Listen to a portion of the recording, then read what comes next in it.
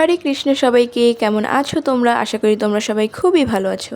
বেশ কিছুদিন আগে আমরা গাইবান্ধা বেড়াতে যাই, আর সে সুবাদে আমরা যাই শ্রী শ্রী রাধা গোবিন্দ ও কালী মন্দিরে। এই মন্দিরটি গাইবান্ধা জেলার পলাশবাড়ী উপজেলার মধ্য রামচন্দ্রপুর এলাকায় অবস্থিত। আবার এটিকে বৃন্দাবন পাড়াও বলা হয়। এই মন্দিরে দর্শনার্থীদের আকর্ষণের জন্য নান্দনিক স্থাপত্য, ভাস্কর্য ও সুন্দর প্রবেশপথ রয়েছে। তার সাথে রয়েছে প্রসাদের ব্যবস্থাও। এই মন্দিরের সব থেকে আকর্ষণীয় বিষয় আমার কাছে লেগেছে মহাদেবের এই বিশাল বড় মূর্তি, তার পাশে মা কালীর মূর্তি এবং তার পাশে ভগবান শ্রীকৃষ্ণের মূর্তি। সাথে বিশাল বড় হনুমানজির মূর্তি ছিল দেখার মতো। যদিও মন্দির তৈরির কাজ এখনও চলমান। এখানে মায়ের মন্দিরে যেতে গেলে আপনাকে কিন্তু পা ধুতে হবে, আর সে ব্যবস্থা সাথেই রয়েছে। তোমরা কারা কারা এই মন্দিরে ইতিমধ্যে গিয়েছো বা যাওয়ার ইচ্ছা আছে আমাকে কমেন্ট করে জানাতে পারো।